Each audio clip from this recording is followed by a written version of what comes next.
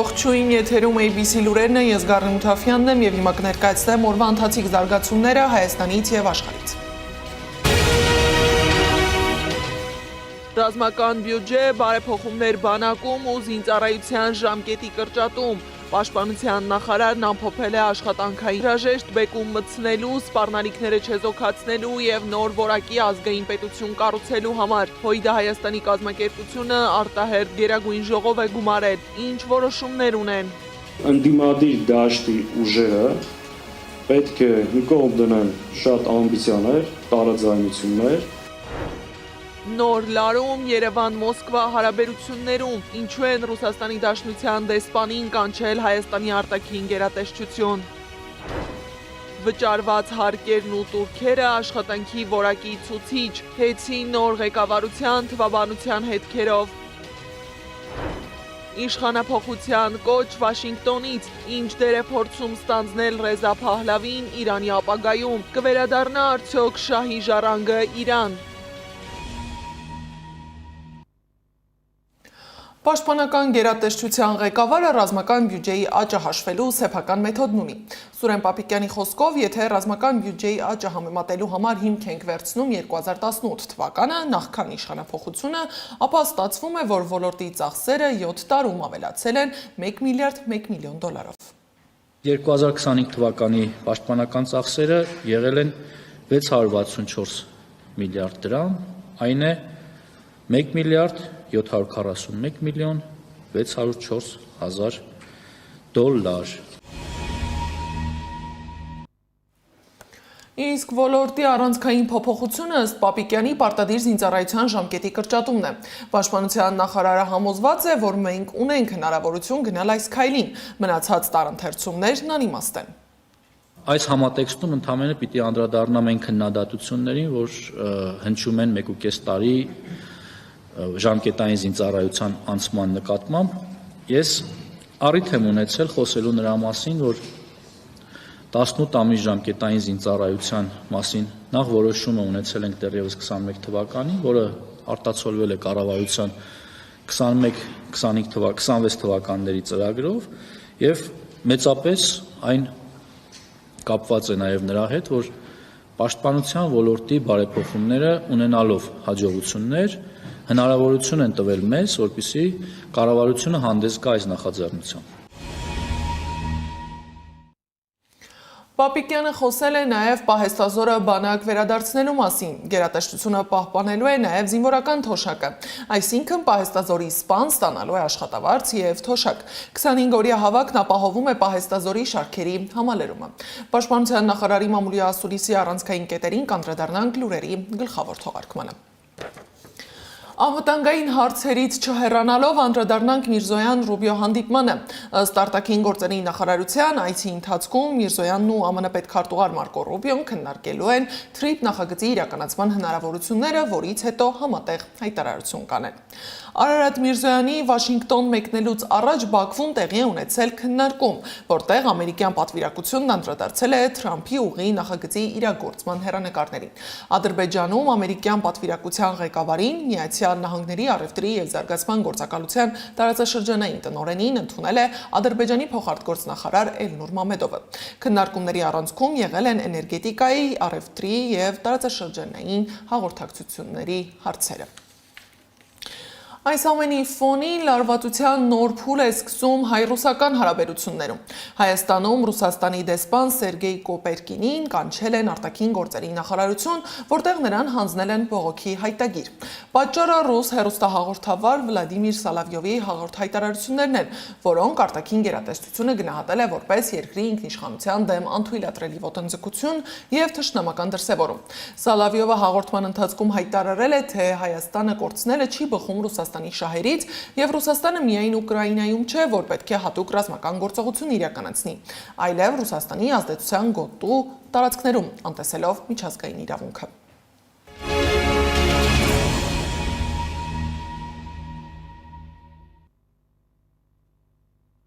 Ներքաղաքական թեմաների մասին։ ՀՅԴ Հայաստանի կազմակերպությունն արտահերթ գերագույն ժողով է գումարել։ Կուսակցությունն արձանագրել է, որ ստեղծված վիճակում բեկում մտցնելու, սպառնալիքները չեզոքացնելու եւ նոր որակի ազգային պետություն կառուցելու առումով գործող վարչախմբի հեռացումը հրամայական է։ Սա հիմք ընդունելով ՀՅԴ-ն որոշումներ է կայացրել։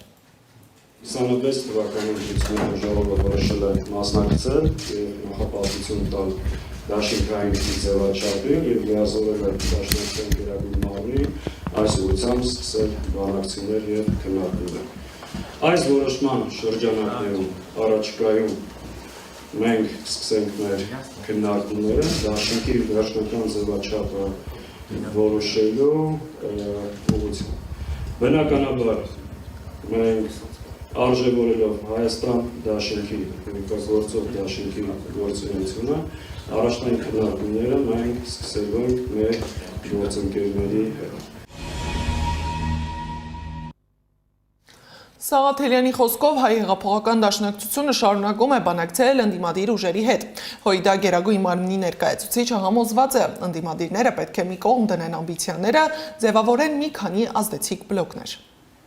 Մեր գլխավոր նպատակը այս իշխանության վերարտադրությունը կանխելու համար։ Հետևաբար, քանի որ հնարավորություն չկա մեկ միասնական դաշինքով, առնվազն պետք է ամեն ջանք գործադրել մի քանի խոշոր բլոկ ձևավորելու համար։ Սա է մեր մոտեցումը եւ այդ բլոկների հնարավորությունը կա ու արդեն դաշտում մի քանիսը նշմարվում է։ Իսկ հեցի նոր ժամանակավոր ղեկավարությունը ընկերության աշխատանքը գնահատելու թվաբանական սեփական մեթոդն ունի։ Հետ ժամանակավոր կառավարիչ Ռոմանոս Պետրոսյանի կարծիքով վճարված հարկերն ու տուրքերը կատարված աշխատանքի ցուցիչ են։ 2025 թվականի երկրորդ կիսամյակում հեցը վճարել է ընդհանուր 8636 միլիարդ դրամի հարկեր եւ տուրքեր։ Նախորդ տարվա նույն ժամանակաշրջանի համեմատ մոտ 3,4 միլիարդ դրամով կամ մոտ 63,7%-ով ավելի։ 2024 թվականի նույն ժամանակահատվածում հեցի վճարած հարկ ու տուրքերի հանրագումարը կազմել է մոտ 5277 միլիարդ դրամ։ 2025 թվականի երկրորդ կիսամյակում հեցի կողմից իր աշխատակիցներին վճարված աշխատավարձի գծով բոլոր վճարումները կազմում են 9547 միլիարդ դրամ, առանց եկամտային հարկի։ Նախորդ տարվա նույն ժամանակահատվածի համեմատ շուրջ 744 միլիոն դրամով կամ մոտ 8,5%-ով ավելի։ 2024 թվականի նույն ժամանակաշրջանում հեցի վճարած աշխատավարձի գծով բոլոր վճարումները կազմել են շուրջ 8803 միլիարդ դրամ։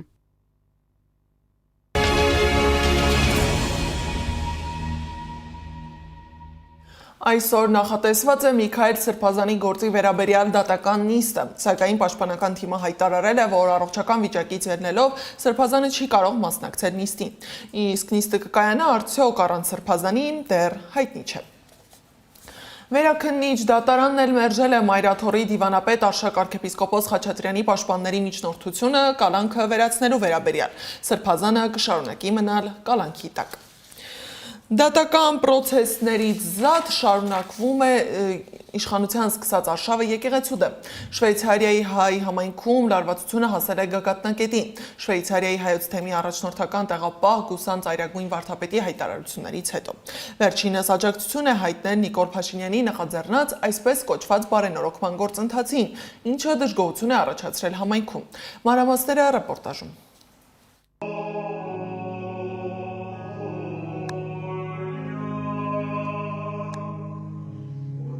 Դատարկ եկեղեցում է պատարակ մատուցում Շվեյցարիայի հայոց թեմի առաջնորդական տեղապահ Գուսան Ծայրագույն վարդապետը։ Շվեյցարիայի միակ հայկական եկեղեցում վերջին պատարակն առանց հավատացյալների է տեղի ունեցել։ Նիկոլ Փաշինյանին աջակցություն հայտնելուց հետո սրվել են համայնքի ու թեմի առաջնորդի առանց այդ էլ լարված հարաբերությունները։ Եկեղեցու դեմ արված հայտարարությունը քննադատել է նաև եկեղեցու ծխական խորհրդի ատենապետը, որից հետո Գուսան վարդապետը որոշել է լուծարել այն, պատճառաբանելով, թե եկեղեցում պատարակներ չեն մատուցվում։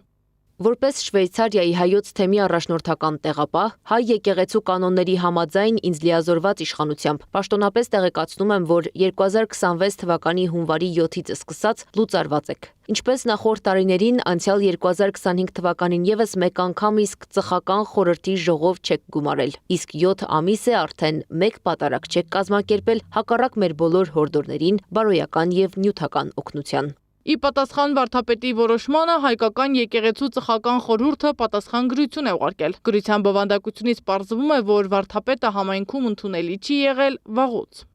Ծայրագույն վարդապետ Գուսան Ալջանյան, դուք պատճառաբանում եք, որ տևական ժամանակ սուրբ պատարակ չեք հրավիրել։ Այո, ճիշտ եք, տևական ժամանակ, որովհետև արդեն նկատել էինք ձեր տարօրինակ վարքագիծը, ինչը բացահայտեցիք վերջերս եւ հաստատեցիք նաեւ Պետրոս Ղազարյանի մոտ։ Սկզբից մինչև վերջ զբաղված էի կեղծիկ ու զրպարտանք տարածելով, որը ոչ մի կերպ հարիր չէ բարոյական որևէ մեկին, առավել եւս բարձրաստիճան հոգևորականին։ Անսահման ամոթ զգացինք, որ մեր ծխի հոգևոր դասյարակությունը կուրորեն վստահել ենք ձեզ։ Ըստ գրության, թեմի առաջնորդի տեղապահն ամեն պատարակի համար 100 եվրո է պահանջել, չնայած կայուն աշխատավարձ ու փոխադրամիջոց է ունեցել։ Շվեյցարիայի հայ համայնքը տևական ժամանակ դժգոհելով Գուսան վարդապետից նրա դեմ ստորագրահավաք է կազմակերպել եւ ուղարկել մայրաթոր վեհափառին։ Մենք, լինելով նորաստեղծ ծուխ, փոքր ու սահմանափակ ֆինանսական միջոցներով հնարավորինս ջանացել ենք հրավիրել պատարակներ, հոգացել վարձակալվող եկեղեցու եւ ձեր ծառայության ծախսերը։ Ավելին, ակտիվորեն աշխատել ենք հանուն մեր ազգային հոգեվոր արժեքների պահպանման։ Հենց սրա համար էր, որ ընդդիմացանք շվեյցարահայության ձեզ ծառայությունից հեռացնելու պահանջին, նամակով խնդրեցինք ամենայն հայոց վեհապառին, որ մի հնարավորություն եւս տրվի ձեզ ծառայելու։ Նա էլ ընդառաջելով մեր թախանձանքին իր աստվածային մեծահոգությամբ ու հայրապետական ներողամտությամբ, չնայած ձեր բազմաթիվ սխալներին ու թերություններին, հնարավորություն տվեց ծառայությունը շարունակելու, նաև շտկվելու, կատարելագործվելու, դառնալու իսկական հոգևորական։ Եթե պետք է եկեղեցին բարենորոգվի, հայ հոգևորականի կերպարն էլ վերականգնվի, ապա պետք է ազատվել առաջինը հենց իր տեսակից։ Շվեյցարիայի հայ համայնքի ներկայացուցիչներն են մեզ հետ կիսվել ստեղծված իրավիճակով։ Համայնքում արկա տարաձայնություններն ավելի ցայտուն են դարձել վարդապետի հայտարարությունից հետո, որով վերջինս իր աջակցությունը հայտնեց Փաշինյանին։ Համայնքն ու հայկական եկեղեցու ներկայացուցիչները տեղյակ չեն եղել Գուսան վարդապետի որոշման մասին։ Հայ համայնքի ներկայացուցիչները մեզ հետ զրույցում պնդում են, նա չունի հոգևոր առաջնորդի բարոյական կերպար։ Մեր հայրենակիցները նաև նշում են, որ վարդապետի նպատակը եպիսկոպոս ձեռնադրվելն է։ Հայկական եկեղեցում պատարակներ դեռ կլինեն, ասում են եկեղեցու ներկայացուցիչները։ Խոստանում են, ֆինանսական նվիրատվությունները կծառայեն հավատավոր համայնքի ներկայացուցիչներին, բայց սկզբում անհրաժեշտ է նորանշանակ առաջնորդ ունենալ։ Իսկ մինչ այդ համայնքը շարունակում է պառակտված մնալ, բայց շվեյցարահայերի մեծ մասն աջակցում է վեհափառին։ Սեդամ Ակարյան, Գեղամ Ղազարյան, ABC Media։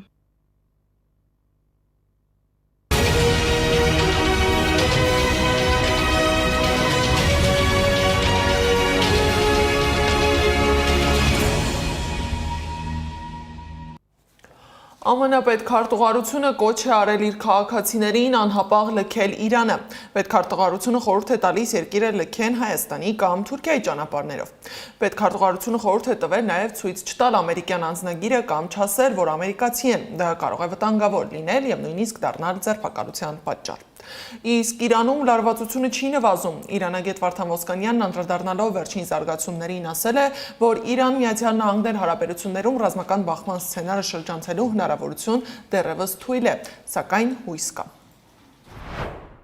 Այսօր բանակցությունների հնարավորության մասին հանրային դաշտում խոսել է նաև Իրանի արտգործնախարարը, նշելով, որ երկիրը պատրաստ է թե բանակցության, թե պատերազմի։ Առավել ուշագրավ էր սակայն Իրանի ԱԳՆ խոսնակի պարզաբանումն այն մասին, որ դեռևս արկա են առողջի վիթքով ուղիղ հաղորդակցության խողովակը, որը սակայն կարծես թե չի օգտագործվել։ Այս ամենին զուգահեռ միջնորդական առաքելության հարցում Օմանի հետ որոշակի մրցակցություն է նկատվում Եգիպտոսի, Իրաքի եւ Թուրքիայի կողմից։ Նման չափազանց բարդ իրավիճակները ռիսկերին զուգահեռ նաև հնարավորության այն պատուհաններից են, որով Հայաստանը կարող է փորձել սպասարկել իր ազգային շահը, որից ամենևին չի բխում ԱՄՆ-Իրան ռազմական բախումը, թեկուզ չերևացող դիվանագիտության հատվածում հանդես գալով միջնորդական առաքելությամբ, ինչի հաջողության դեպքում Երևանը կարող է նշանակալիորեն բարելավել եւ անհամեմատ ամրապնդել իր աշխարհակաղակական դիրքերը։ Իսկ ինչպես ստացվեց, որ Իրանում ներքին լարվածության ֆոնին քաղաքական ակտիվ խաղի մեջ մտավ Շահի ժառանգը։ Ով է Ռեզա Փահլավին եւ ինչ ազդեցություն ունի Շահի ժառանգը երկրի ներսում, Սեդամ Ակարյանն է պատմում։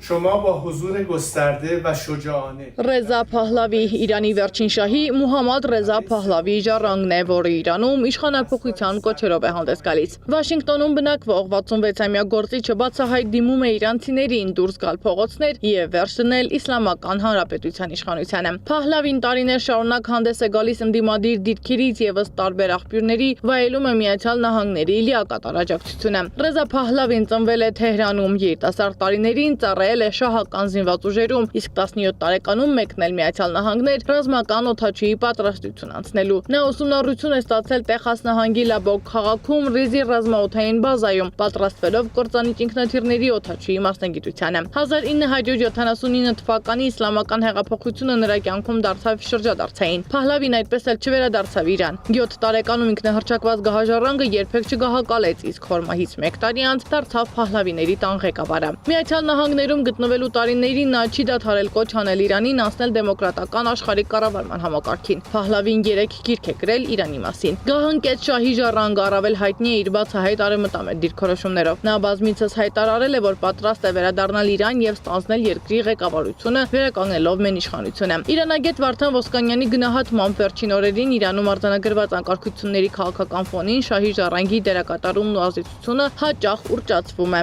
Նրա խոսքով Փահլավին չունի լայն աջակցություն Իսլամական Հանրապետությունում, թեև ակտիվորեն ներգրավված է արտաքին քաղաքական հարթակներում։ Հատկանշական է, որ Իրանի դեմ Իսրայելի եւ Միացյալ Նահանգների ռազմական գործողությունների ընթացքում Փահլավին հայտարարել էր. դրանք վիթխարի ծառայություններ են մատուցում Իրանի ժողովրդին։ 12-օրյա պատերազմի ընթացքում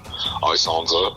իր աջակցությունը հայտնեց Իսրայելին սեփական հայրենիքը ռմբակոծելու, ռմբահարելու եւ սեփական հայրենիքի դեմ պատերազմ սկսելու առումով, ինչը ըստ էության չի կարելի որևէ պարագայում, եթե նույնիսկ գործ ունես քեզ համար, ասեմ այսպես, անընդունելի վարչակարգի հետ քո հայրենիքում, բայց այս անդրս մենք դա տեսանք, ուստի չի բացառվում, որ հենց իսրայելական կողմից էլ փորձ է կատարվում նրա կերպարը ուռճացնել։ Վերջին հայտարարություններում Ռեզա Փահլավին կոչ է արել իրանցիներին գրավել քաղաքների կենտրոնները եւ պատրաստվել իր վերադարձին։ Այդ կոչերից հետո, ինչպես հայտնում են իրանական պետական լրատվամիջոցները, երկրում արձանագրվել են զինված ահաբեկչական հարձակումներ։ Ռեզա Փահլավին մի քանի անգամ հանդիպել է Իսրայելի վարչապետ Բենյամին Նեթանյահուի հետ։ Իրանական աղբյուրների փոխանցմամբ առաջիկայում սպասվում է հերթական հանդիպումը։ 2 տարվա ընթացքում մի քանի անգամ այցելել է Իսրայել, բազմաթիվ հանդիպումներ է ունեցել հենց Նեթանյահուի կամ իսրայելական, այսպես վերնախավի տարբեր ներկայացուցիչների հետ։ Թրամփն էլ խոստովանում է, ճանաչում է Ռեզա Փահլավիին, ասում է, լավ տղա է։ Սեդա Մակարյան, Եղամ Ղազարյան, ABC Media։ Արևմտյան անվտանգության պաշտոնյայի գնահատականի համաձայն Իրանը Ռուսաստանին վաճառել է մոտ 3 միլիարդ դոլար արժողությամբ հրթիռներ։ Նախագահ Վլադիմիր Պուտինի Ուկրաինայում գրեթե 4 տարի տևած պատերազմին օգնելու համար, գրել է Bloomberg-ը։ Ըստ գործակալության պատերազմի սկսվելուց առաջ 2021 թվականի հոկտեմբերից Մոսկվայի հետ կնքված բալիստիկ եւ հող-օդ դասի հրթիռների պայմանագրերը կազմում են մոտ 2.7 միլիարդ դոլար։ Ըստ որոշ տեղեկությունների փաթեթը ներառում է հարյուրավոր Ֆաթահ 360 կարճ հեռահարության բալիստիկ հրթիռներ։ Միջազգային մյուս լուրերը ռեպորտաժում։ Իրանում տիրող վիճակը ըստ մամուլում շրջանառվող տեղեկությունների լարված եւ անկայուն է։ Մինչդեռ падգամավորները եւ պաշտոնական աղբյուրները հայտնում են, վիճակը վերահսկվում է, համեմատաբար հանդարտ ու հանգիստ է։ Իրանում շարունակում են խափանված մնալ կապի միջոցները, բայց որոշ շրջաններում քաղաքացիները դեռ կարողանում են օգտվել Starlink արբանյակային ինտերնետից։ Իրանի հետ բիզնես վարող ցանկացած երկիր Միացյալ Նահանգների հետ առևտրում կբախվի 25% մաքսատուրքի, հայտարարել է Միացյալ Նահանգների նախագահ Դոնալդ Թրամփը։ Չինաստանն արձագանքելով Թրամփի հայտարարությանը նշել է դեմ է ցանկացած ապօրինի միակողմանի պատժամիջոցների։ Ռուսաստանի Պետդումայի падգամավոր Միխայել Շերեմետը կոչ է արել միջազգային հետախուզում հայտարարել Մեծ Բրիտանիայի պաշտպանության նախարար Ջոն Հիլի նկատմամբ Ռուսաստանի նախագահ Վլադիմիր Պուտինի առևանգման մասին նոր հայտարարությունից հետո։ Խորհրդարանականը կոչ է արել հեռակա դատել բրիտանացի նախարարին իր հայտարարություններից հետո։ Հիշեցնենք, Հիլին հայտարարել է, որ դեմ չի լինի Ռուսաստանի նախագահ Վլադիմիր Պուտինի առևանգմանը, ինչպես դա տեղի ունեցավ Վենեսուելայի առաջնորդ Նիկոլաս Մադուրոյի դեպքում։ ՆԱՏՕ-ն Թուրքիային խնդրել է F-16 կործանիչներ տրամադրել Դաշինքի Բալթյան երկրների օդային հսկողության առաքելության համար մի քանի ամիս շուտ, հայտնում է Bloomberg-ը։ Անկարան խնդրանքի վերաբերյալ դեռևս որոշում չունի։ Ադրբեջանում պահեստազորից զինվորական ծառայության զորակոչված կամ պայմանագրով կամավոր զինվորական ծառայություն անցնող սպաների ծառայության ժամկետը խաղաղ ժամանակ կկրճատվի 6 ամսով, գրում են ադրբեջանական լրատվամիջոցները։ Անիա Բաղյան, Նոնա Գևորգյան, ABC Media։ Արադյունը կաթվածահար է արել Կամչատկա թերակղզին, ձյան բարձրությունը հասել է շենքերի մինչև երկրորդ հարկ, հաղորդել են ռուսական լրատվամիջոցները։